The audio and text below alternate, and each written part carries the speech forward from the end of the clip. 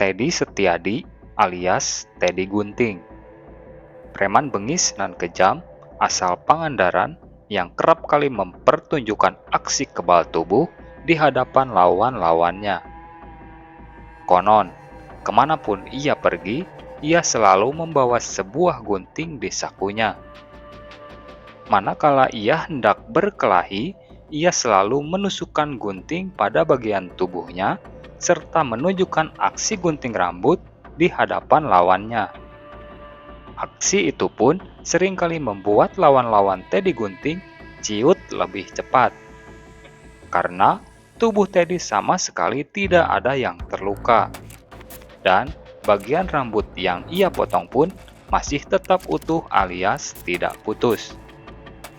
Ya, Teddy Gunting merupakan sosok preman yang menguasai ilmu kebal anti cukur. Teddy Setiadi alias Teddy Gunting terlahir di sebuah desa yang berada di pesisir pantai daerah Pangandaran, Jawa Barat. Ayah Teddy merupakan seorang nelayan di wilayah tersebut. Teddy Gunting dibesarkan oleh seorang ayah yang sangat keras. Sedikit saja berbuat kesalahan, ia pun menjadi sasaran amuk ayahnya. Teddy merasa hidupnya begitu tertekan dan ingin berontak. Ketika ia menginjak usia dewasa, ia pun memilih merantau ke ibu kota dan mulai masuk ke pergaulan yang buruk dan akhirnya menjadi preman. Teddy Gunting bergabung bersama komplotan preman Terminal Rawamangun, Jakarta Timur, dan menjadi penghuni terminal tersebut. Tak lama, Teddy Gunting pun diminta oleh teman-temannya untuk menjadi ketua geng. Setiap warung, toko, hingga pengemudi-pengemudi angkutan umum tak luput untuk dipalak Teddy. Jika berhasil, uang tersebut digunakan untuk berpoya-poya dan mabuk-mabukan. Ada rasa bangga ketika Teddy diikuti dari kiri, kanan, dan belakang oleh anak buahnya. Teddy tidak terpikir untuk punya tujuan hidup. Yang penting, punya uang banyak dan apa yang ia mau selalu terpenuhi. Suatu ketika, Teddy memalak seseorang. Namun, orang itu melawan dan terjadi perkelahian. Rupanya, orang yang Teddy hadapi bukanlah orang biasa. Hingga Teddy pun terluka oleh orang itu. Kejadian itu membuat Teddy merasa membutuhkan kekuatan lain untuk bisa melindungi dirinya. Dia menyadari bahwa hidupnya banyak tekanan dan banyak musuh. Hingga dia bertekad untuk melengkapi dirinya dengan kekuatan gaib. Teddy pun memutuskan untuk keluar sementara dari Jakarta. Ia kembali ke kampung halaman untuk mencari beberapa guru.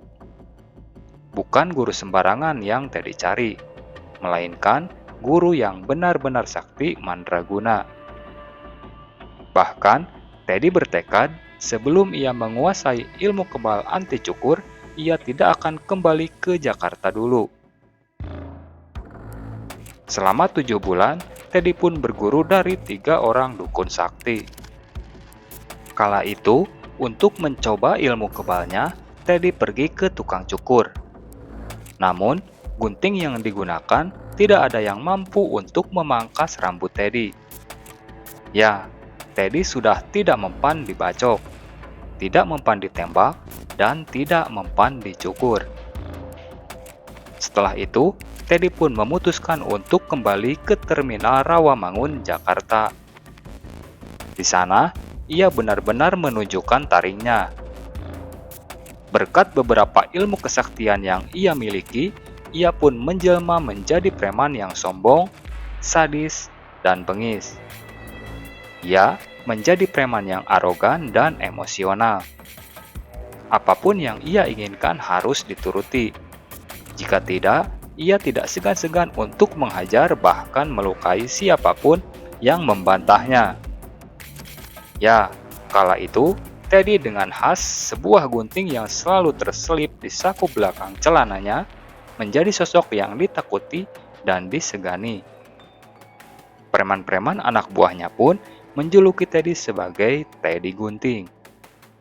Ya, Bang Teddy Gunting.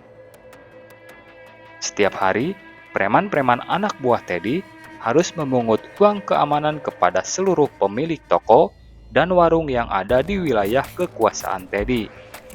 Tak terkecuali sopir-sopir angkutan umum seperti angkot, taksi, hingga bis. Bahkan kala itu, uang keamanan yang mereka dapat dari sopir-sopir angkutan umum menjadi omset terbesar bagi preman-preman itu. Dan preman-preman anak buah Teddy pun harus menyetor seluruh pendapatannya kepada Teddy Gunting. Setiap harinya, anak buah Teddy akan mendapat uang persentase dari bos Teddy. Tak butuh waktu lama, kehidupan Teddy pun berubah drastis. Hidupnya menjadi bergelimang harta. Jumlah uang yang Teddy dapatkan setiap harinya kala itu bisa melebihi pendapatan dari seorang manajer. Meskipun semua itu Teddy dapatkan dengan cara menggadaikan nyawanya. Jika ada konflik, seringkali Teddy berkelahi hingga melukai orang lain. Bahkan kala itu, Teddy dikenal sebagai preman sombong yang seringkali menunjukkan ilmu kebalnya dengan menggunakan sebuah gunting demi menakuti lawan-lawannya. Suatu hari, Teddy harus turun langsung ke jalan untuk memungut uang keamanan. Dikarenakan beberapa anak buahnya ada yang tidak datang. Ketika Teddy hendak meminta uang keamanan kepada salah satu sopir bus kota, tiba-tiba ada satu penumpang yang turun dan bertanya kepada Teddy. "Hai bang, abang ini siapa? Dan minta uang apa sama bapak sopir ini?" Sontak, emosi Teddy pun terbakar. Teddy marah besar sambil menjawab, siapa lu? Berani-beraninya lu sama gua. Lu belum tahu siapa gua. Tanya noh sama sopir lu siapa gua. Jawab Teddy. Lalu dengan santai, pemuda itu pun kembali berbicara. "Hei bang, ditanya kok malah nanya, aneh sekali abang ini." Mendengar ocehan penumpang tersebut, tanpa basa-basi lagi, Teddy langsung meninju bagian wajah si penumpang. Sontak, penumpang itu pun marah dan berkata, "Oh, jadi abang ini ngajak saya berkelahi? Oke bang, lu jual gua beli, gak pakai nawar," ucap pemuda itu sambil mengepalkan kedua lengannya.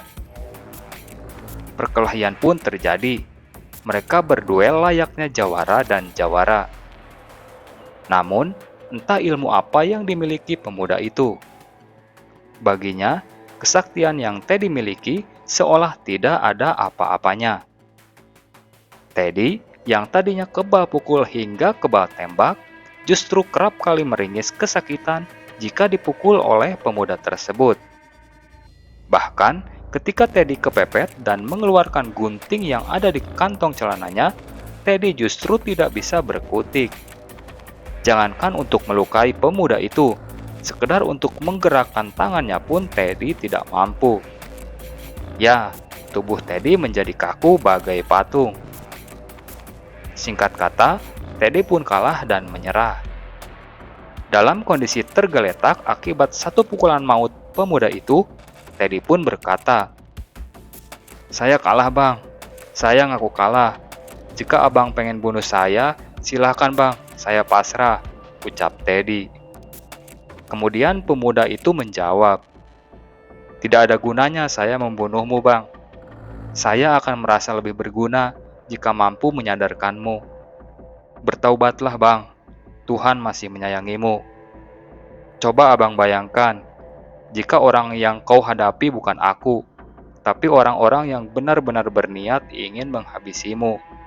Mungkin saat ini abang sudah tewas," jawab pemuda itu. Seketika, Teddy pun merenung. Kemudian tak lama dia berkata, "Baiklah bang, aku berjanji akan bertaubat. Tapi tolong jawab pertanyaanku. Abang ini siapa dan dari mana? Tanya Teddy. Kemudian pemuda itu pun menjawab, Aku Japar Al-Bukhari. Aku putra Kiai Ahmad Bukhari dari Pondok Pesantren Nurul Iman Tasikmalaya. Sontak, Teddy pun terkejut mendengar jawaban pemuda itu. Ternyata, orang yang ia hadapi adalah seorang putra kiai sepuh karismatik pemilik pondok pesantren di Tasikmalaya. Setelah kejadian itu, Teddy pun benar-benar bertaubat. Ia meninggalkan semua kehidupan gelapnya dan memutuskan kembali ke kampung halaman. Ia memohon ampun kepada orang tuanya dan mulai belajar menggeluti profesi sang ayah sebagai seorang nelayan. Demikian rangkaian kisah tentang Teddy Gunting, preman bengis asal Pangandaran yang memiliki ilmu kebal anti cukur. Terima kasih sudah menonton video ini sampai selesai. Dan sampai jumpa lagi di video-video selanjutnya.